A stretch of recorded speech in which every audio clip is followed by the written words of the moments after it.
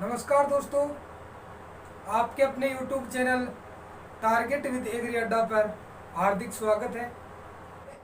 शुरू करते हैं। हम पिछले वीडियो में हमने पढ़ा था, यानी कि व्यंजन संधि के 11 नियम पढ़ लिए थे और आज हम 12वां नियम पढ़ेंगे। और 12वां जो नियम है वो क्या है और कैसे शब्दों में वो परिवर्तन करता है। तो दोस्तों आइए हम चर्चा करते हैं। नियम नंबर 12, टॉपिक होगा हमारा व्यंजन संधि। व्यंजन संधि और व्यंजन संधि का नियम नंबर 12। नियम नंबर 12 कहता है, यदि दैवर्ण के बाद में क, त, थ, प और दंते से आता है तो द के स्थान पर तय वर्ण का आदेश हो जाता है। तो दोस्तों हम बात करेंगे कि प्रथम पद की अंतिम ध्वनि होगी वो हमें द होगी, प्लस उसके बाद में द्वितीय पद का कोई भी शब्द होगा वो, यानी कि बात करी कैवरण, तैवरण, थैवरण, पैवरण और दंते स से शुरू होगा। यानी कि प्रथम पद की अंतिम ध्वनि हलंत द होगी, एक व्यंजन होगा, और उसके बाद में क, त, थ, प, सेवन आए तो द के स्थान पर संधि करते समय तय हो जाएगा। द के स्थान पर क्या हो जाएगा? तय हो जाएगा। यानी कि हम इसको ट्रिक में भी समझ सकते हैं। द का मतलब होता है दादा। क्या होता है? दादाजी के साथ। कैसे? काका, थे तथा पापा साथ हो। यानी कि दादा के साथ काका तथा पापा साथ होते हैं। दादाजी गुजर जाते हैं तो स्थान को लेते हैं ताऊजी। यानी घर में सबसे बड़े कौन होंगे? फिर ताऊजी। कि दादाजी के साथ में काकाजी तथा पापाजी साथ होते हैं, दादाजी गुजर जाएंगे तो स्थान कौन लेगा? ताऊजी। यानी कि इस बात को हमें इस रूप में समझना है कि द वर्ण का योग इन किसी भी वर्ण से होता है तो द का संधि करते समय तय आदेश हो जाता है। इस बात को समझ गए क्या? समझ गए क्या? कमेंट बॉक्स में लिखें। हम आगे चर्चा करते हैं उदाहरणों पे। देखो इसके उदाहरण क्या होंगे, या फिर एक बार इसको लिपिबद्ध करें। तो यदि दैव वर्ण के बाद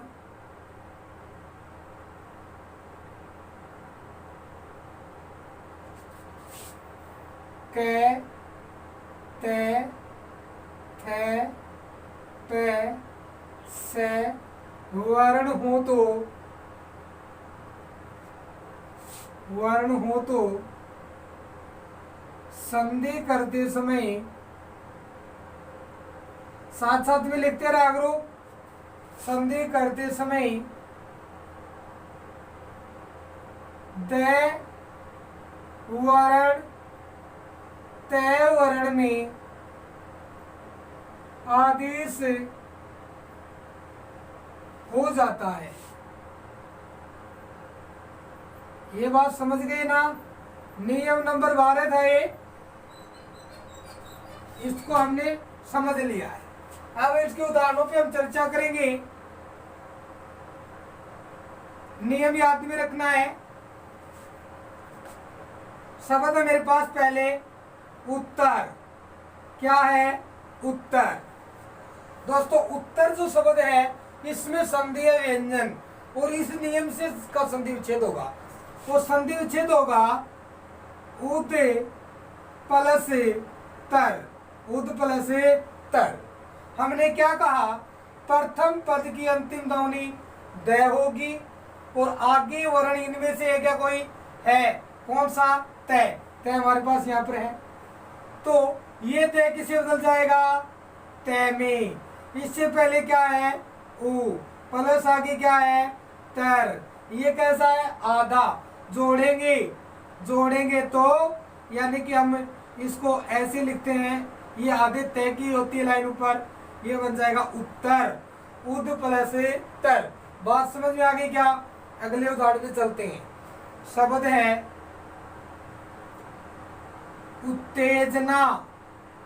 क्या है? उत्तेजना। कर दोगे अब तो आप इसका संधि विच्छेद होगा, उद प्लस तेजना, उद प्लस तेजना। दोस्तों तेजना में मूल शब्द है तेज और इसमें ना प्रत्यय जुड़ा हुआ है, यानी कि ना। अब बात करें कि द के बाद में तय वर्ण है, तो द किसमें चला जाएगा? तय में। किसमें चला जाएगा? तय में। द आधा तो तय भी क्या होगा? आधा होगा। समझ में आ रही क्या बात? नहीं आ रही? जो हाँ, उससे पहले क्या देखो ऊ, हम ऊ को यथावत रखेंगे।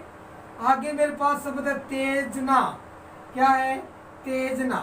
अब दोस्तों लिखेंगे ना, अब इन दोनों को एक द्वित्व के रूप में लिख देंगे। ये लगा दिया यहाँ पे, शब्द बन गया उत्तेजना। समझ में आ गया क्या?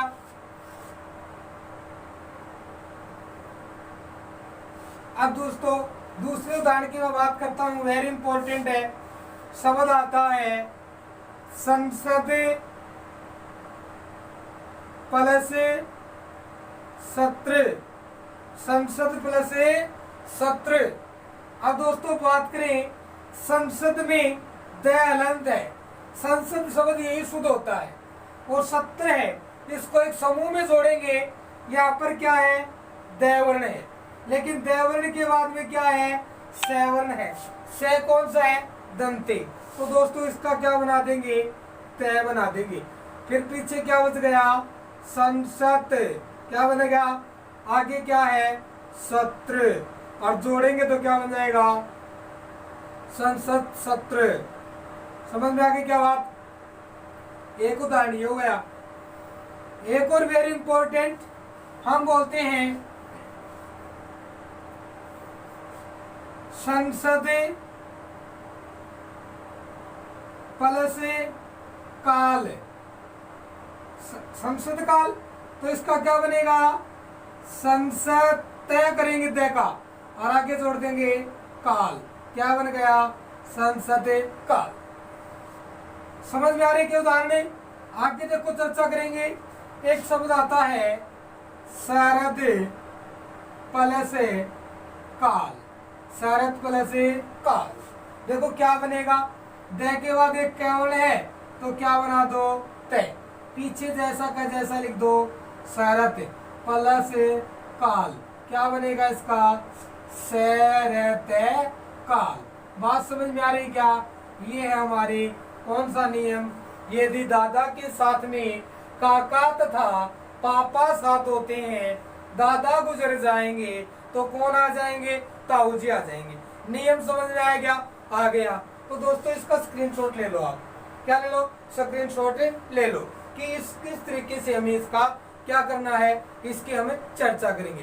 दोस्तों अगले उदाहरण पे अगर एक दो उदाहरण और भी देखें तो मेरे पास शब्द आता है उत्कोच। कौन सा शब्द है? उत्कोच। और उत्कोच का मतलब क्या होता है? रिश्वत। क्या होता है दोस्तों? रिश्वत। अब इसकी संधि करनी है, पद हमें दे दिया, आधा तय दिख रहा ना, इसको बना दो दे, आगे कर दो कोच। क्या बन गया? उद प्लस कोच। उद प्लस कोच। दे के बाद में क्या है? तो संधि करना आपको पता है, तो दे का तय करना है, बनेगा उत कोच। समझ में आ रही क्या बातें? आ रही क्या? उसी तरह एक और शब्द है उत्तम। क्या है? उत्तम। क्या बनेगा इसका? कमेंट बॉक्स में दे दो जल्दी। उद प्लस तम। उद प्लस तम। कोई दिक्कत क्या? कोई दिक्कत है क्या? शब्द आता है उत्साह है। क्या आता है? उत्साह है। क्या बनेगा? उद प्लस सा है। उद प्लस सा है। इस नियम में दिक्कत नहीं होनी चाहिए। आगे बढ़ सकते हैं क्या? बढ़ सकते हैं आगे? चलो आगे चलते हैं। इसका स्क्रीनशॉट ले लो। हाँ, ये नियम था व्यंजन संधि का 12वां। अब चलेंगे नियम नंबर 13 पर। नियम नंबर 13 पर हम चलेंगे। नियम नंबर 13 है मूर्धन्य की संधि।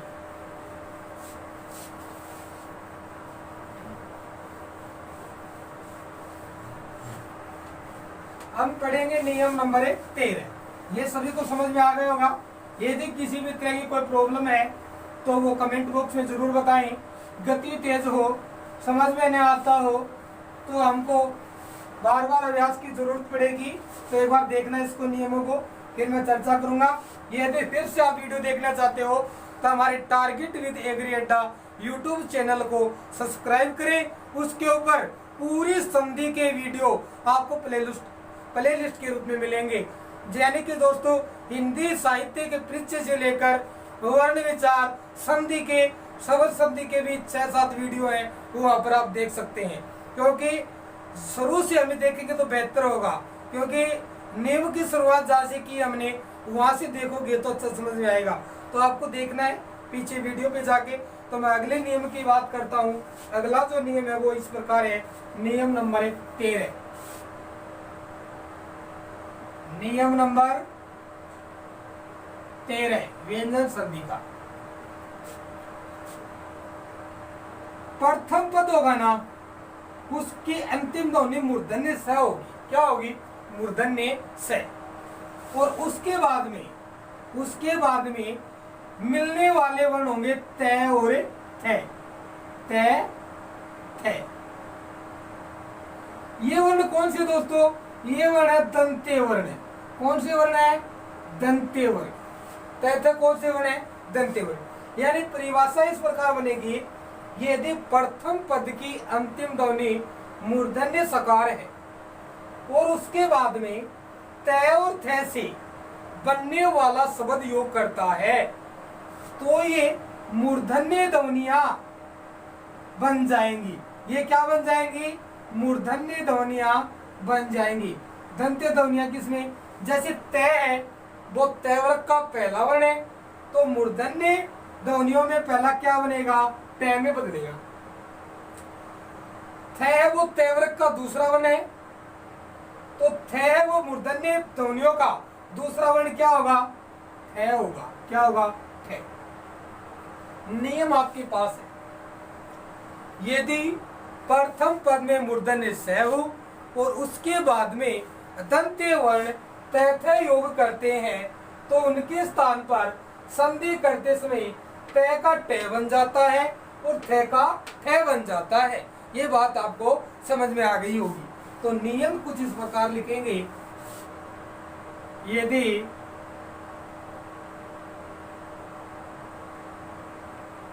मूर्धन्य सकार के बाद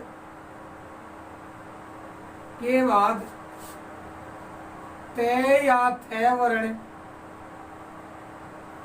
योग करे तो संधि करते समय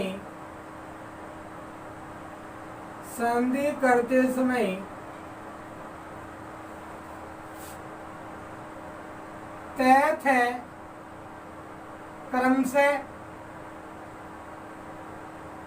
तय ठ में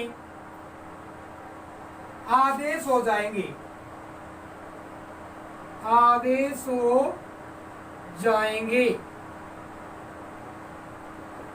बात समझ में आ गई क्या? प्लस से पहले प्रथम ध्वनि होगी वो मूर्धन्य सकार होगी और उसका योग तैथे से होता है, तो वो तैथे की ध्वनि है वो टैठ में चेंज हो जाएंगी। यदि तय है तो ट बन जाएगा, थ है तो ठ बन जाएगा। ये बात आपको समझ में आ गई। शब्द है मेरे पास सृष्टि, शब्द है मेरे पास दृष्टि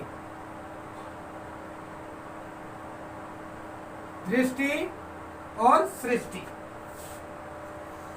दोस्तों इसमें संधि व्यंजन है और इसमें भी संधि व्यंजन संधि है। दोनों दानों को देखना है, विच्छेद किस प्रकार होगा। हमें प्लस से पहले अंत्य ध्वनि क्या देखनी है? मूर्धन्य स। और मूर्धन्य स यहाँ पर है तो हमें पता संधि कहाँ से टूटेगी? यहीं से टूटेगी। यहीं से टूटेगी। तो इसका क्या हो जाएगा, श्री से प्लस यहाँ पे टी है, ये संधि में है और विच्छेद में क्या मिलेगा, तय मिलेगा। तो इसको क्या बना दो, ती। क्या बना दो, ती। बात समझ गए, श्रीस प्लस ती। अब मैंने क्या कहा, प्रथम पद की अंतिम ध्वनि मूर्धन्य स होगी। क्या प्रथम पद की अंतिम ध्वनि मूर्धन्य स है, क्या है। उसके बाद में तय वर्ण है, क्या है।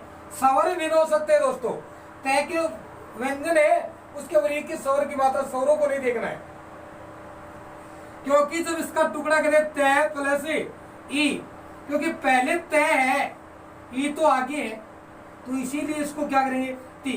तो क्या होगा, श्री से प्लस ती। अब दोस्तों से के कारण तय, तो क्या बन जाएगा, इसको करेंगे तो सृष्टि। बात समझ में आ गई, क्या सृष्टि। उसी रूप में इसका क्या बनेगा, दृश्य प्लस टी है, तो क्या बन दो, ती बना दो। इसका क्या बना दो, ती बन गया ना, दृश्य प्लस ती।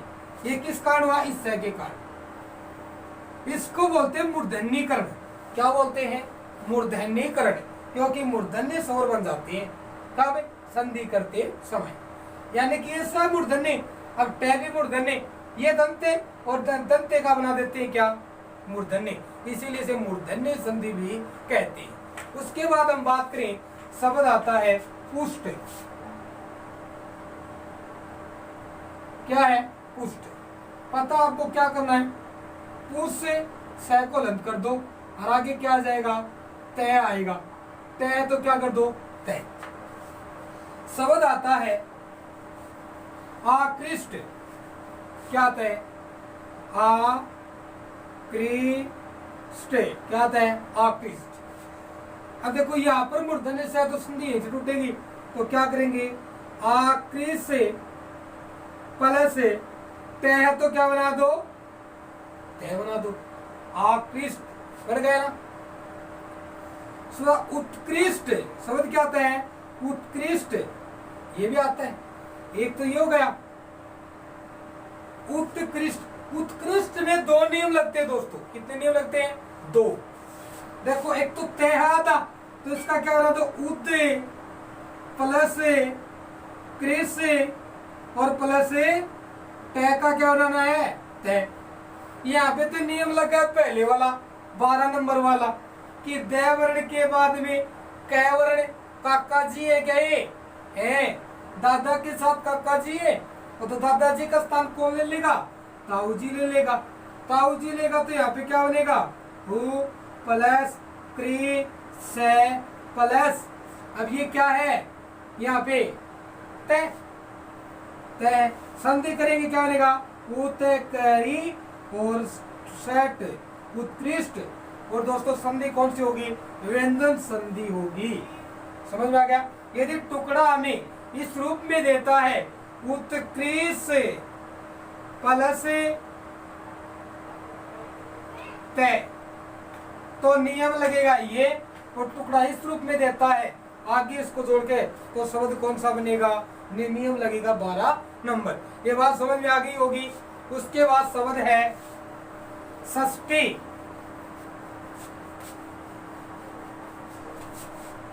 छोटे छोटे उदाहरण ज्यादा रही इसकी। षष्ठी, सॉरी क्या है, षष्ठी। क्या बन जाएगा, सस प्लस तय, तो क्या बनेगा, ती। गिने चुने उदाहरण इसके, इस नियम के, लेकिन कोई भी हो नियम में एक नियम से उतारना चाहिए, तो दिक्कत हमें पता तो होना चाहिए। बुक में आपको नहीं मिलेगा जल्दी से, ठीक है। इसको ध्यान से नोट कर लेना कि मूर्धन्य से के बाद में तैथय वर्ण योग करता है, तो दंते दंतो ध्वनियां तैथय है वो टैथय में बदले जाती हैं। बात समझ आ गई। अगले उदाहरण पे हम नियम पे चर्चा करेंगे। मिटा देता हूं इसको।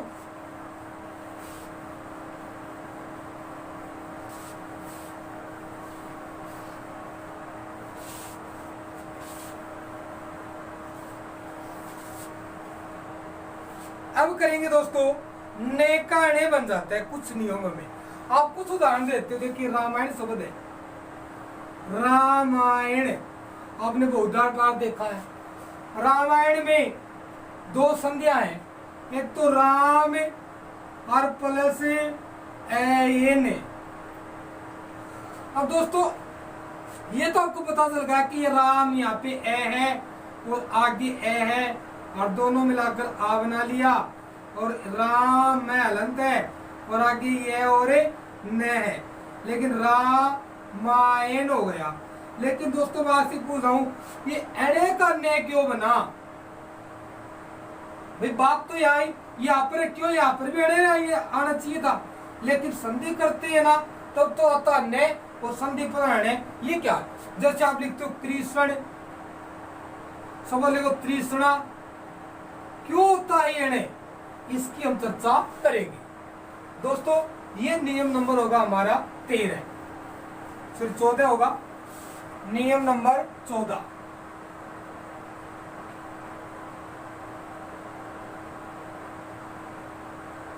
क्या कहता है? यदि न वर्ण से पहले, न वर्ण से पहले,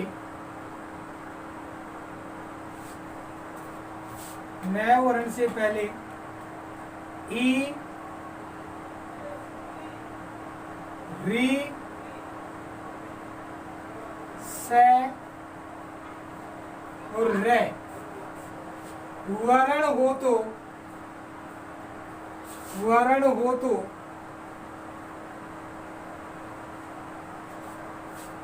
संधि करते समय उपस्थित न का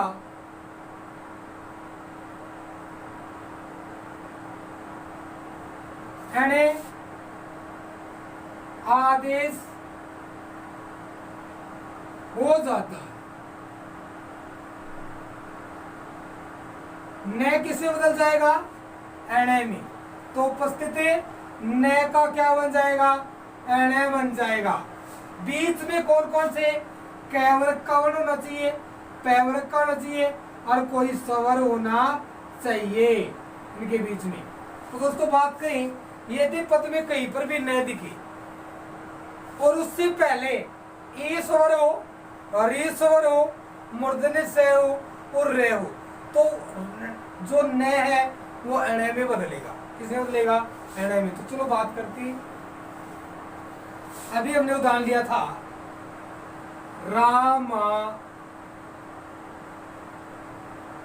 रामायण लिखा था, रामायण ये पद लिखा था। इसके संधि विच्छेद देखो ऐसे बताया है, राम प्लस ऐन, राम प्लस ऐन। दोस्तों यहाँ पर तो संधि कौन सी बनी है? दीर्घ स्वर संधि। कौन सा नियम लगा यहाँ पर? दीर्घ स्वर संधि। दीर्घ स्वर संधि कहती है कि ए के बाद में ए स्वर आता है तो दोनों क्या बना लेते हैं? आ। देखो राम में क्या है? ए, हलंत करके बाहर निकाल लिया, और आगे भी क्या है? ए, दोनों ने क्या बना लिया? रा आ। पीछे बचा राम है, हलंत है, आगे ये ने बचा, क्योंकि ए तो आ में मिल गया, ये ने बचा। अब दोस्तों यहाँ पर देखो जोड़ेंगे रा मैं हलंत है तो आ की मात्रा, आगे ये, लेकिन न नहीं लिखते, क्या बनता है? एणे। क्या बनता है? एणे। अगर ये न का न बनता है, किसके कारण बनता है? व्यंजन संधि के नियम नंबर इसके कारण बनता है, नियम नंबर 14 के कारण। अब बात करें कि इसमें दोस्तों अयादी संधि मान लेते कोई, एक कुछ अपवाद है। एक तो देखो अयादी भी मानती इसके अंदर दीर्घ मान ली हमने, और एक हमने मान ली व्यंजन। दो बात तो आप सीख गए कि राम प्लस ऐन, और राम का है और ऐन का है मिलकर आ बनाते हैं तो शब्द बनता रामायण, और जो न का है बनता है ये बनता है व्यंजन संधि से। लेकिन अयादी संधि से क्यों बनता है? क्योंकि रामाय यहाँ पर किसकी ध्वनि? आय की, और आय की ध्वनि होती है, उसका रूप होता है ऐ। क्या होता है? ऐ। अब देखो क्या बनेगा? रामे प्लस अन्न, रामे प्लस अन। और यदि ये टुकड़ा मिलता है दोस्तों, ये है अयाती संधि का। यानी कि रामायण शब्द में मुख्य रूप से 3 संधियां हैं, लेकिन यदि तीनों ऑप्शन में हो तो सर्वश्रेष्ठ कौन सी संधि मानी जाएगी? दीर्घ स्वर संधि ही मानी है। समझ आ गई? यदि दीर्घ ऑप्शन में नहीं है, अयाती भी नहीं है, और आपको व्यंजन ऑप्शन में देता है, आप व्यंजन संधि कर सकते हो, क्योंकि न का यानी कि पद में तो न लिखा जाता है और संधि का न लिखा जाता है। इस न के परिवर्तन के कारण ही इसे व्यंजन संधि मानी जाती है। अगले उदाहरण की चर्चा करते हैं। तो रामायण में 3 संधियां होगी। अयाती का पद ये होगा, इसका बन जाएगा राम प्लस अयन, और इसका भी ये होता है, जो अने का अन्य बनता है ना, वो इसी के कारण इसमें क्या मानी जाती है? व्यंजन मानी जाती है। अगला उदाहरण है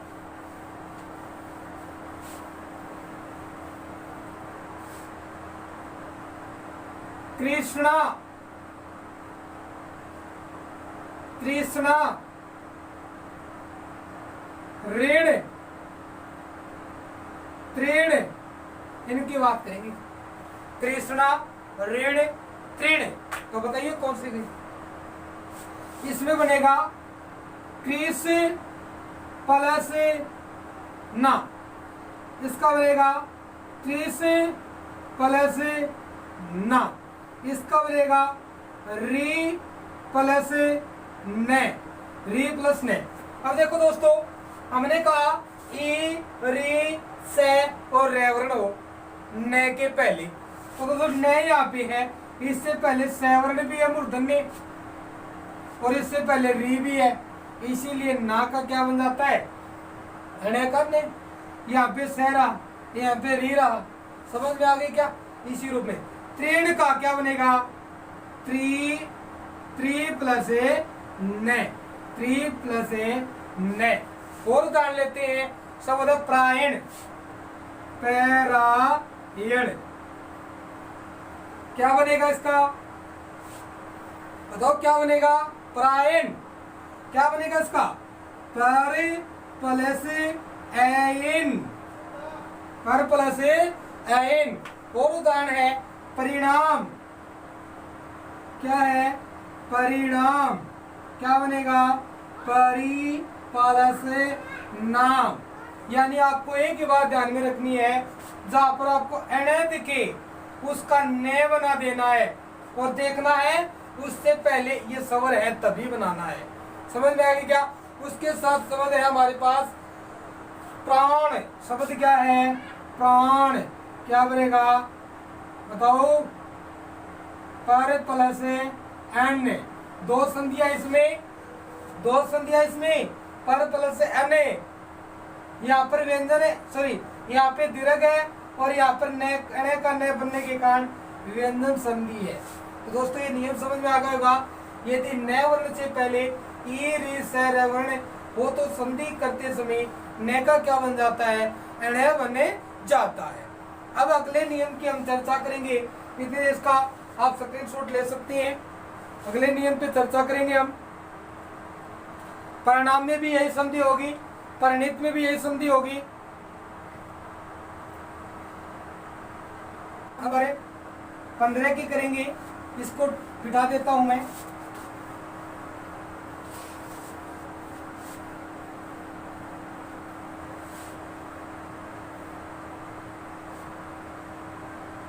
नियम नंबर 15।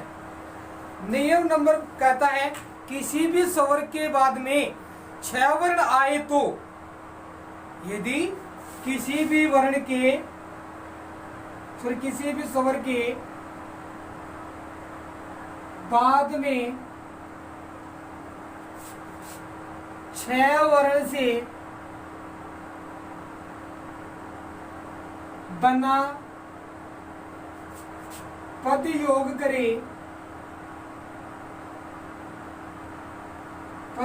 करे, तो दोनों पदों के मध्य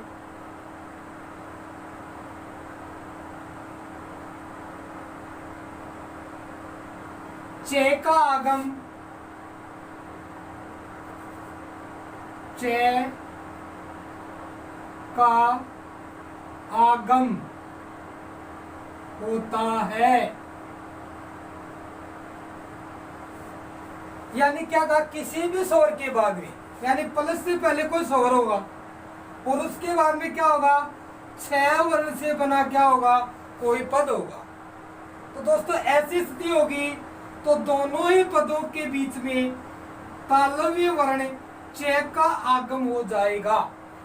समझ में आ गई बात कि प्रथम पद होगा उसके अंतिम ध्वनि कोई स्वर होगी, जैसे आ ई उ जो भी मात्रा दिखाई देगी यहाँ पर, यानी कि जैसे क हो गया इसके ऊपर की मात्रा है तो क प्लस को ई को आ, ई की तो आ, यहाँ पर इस रूप में कोई ना कोई स्वर होगा और आगे वाला कोई पद होगा ना, वो क्या होगा, 6 वर्ण से बना होगा।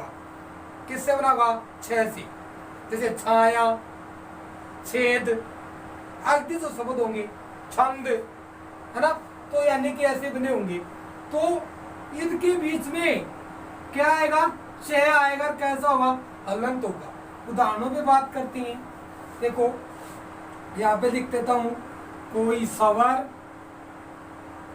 प्लस 6 वर्ण से बना शब्द, तो प्लस के स्थान पर क्या आ जाएगा, 6 आ जाएगा। यहाँ पर कोई स्वर होगा यथावत रहेगा और आगे कोई 6 वर्ण से बना पद वो भी यथावत रहेगा, उनमें कोई परिवर्तन नहीं होगा। परिवर्तन क्या होगा, प्लस के स्थान पर 6 आ जाएगा बस। जैसे उदाहरण करते हैं, अनु प्लस छेद, अनु प्लस छेद, ध्यान से देखना है। देखो दोस्तों अनु है ना, अब इसका टुकड़े करें, ए प्लस ने प्लस उ। अब देखो ये तो ध्वनि से पहले है, लेकिन ध्वनि प्लस से ठीक पहले क्या, उ है। आगे क्या है, 6 है, लेकिन 6 में से ए को निकालेंगे, ए आगे जाएगा, लेकिन 2 ये वर्ण मिल रहे हैं। उ के बाद में 6, उ कोई स्वर है और आगे क्या है, 6 वर्ण। तो दोस्तों इन दोनों के बीच में क्या आएगा, 6 आएगा, ये यथावत रहेंगे। तो देखो पीछे क्या है, अनु प्लस आगे क्या है, छेद, और जोड़ेंगे तो क्या बनेगा, अनुच्छेद। क्या बनेगा, अनुच्छेद। बात समझ में आ गई क्या, अनुच्छेद। उसके बाद आता है, हम करते हैं संधि विच्छेद, तो शब्द आता है विच्छेद। क्या है, विच्छेद। तो देखो वी प्लस छेद, संधि करना भी कितना आसान है, यानी कि ऐसी स्थिति विधि चय रखना है और संधि विच्छेद करेंगे ना, तो हमें चय को हटाकर प्लस का चिन्ह लगा देना है। शब्द आता है वृक्ष प्लस छाया। दोस्तों यहाँ पर क्ष में एक ही ध्वनि है, आगे 6 वर्ण है, दोनों के बीच में क्या आ जाएगा, 6 आ जाएगा। शब्द बनाओ वृक्ष प्लस छाया, क्या बन जाएगा, वृक्ष छाया। समझ में आ रही क्या बातें, वृक्ष छाया, समझ में। उसके बाद आता है प्रति छाया, प्रति प्लस छाया, क्या बनेगा इसका, यहाँ पर एक ही ध्वनि स्वर है, आगे 6 वर्ण है, दोनों बीच में क्या आ जाएगा, 6। प्रति छाया जोड़ेंगे तो क्या बनेगा, प्रति छाया।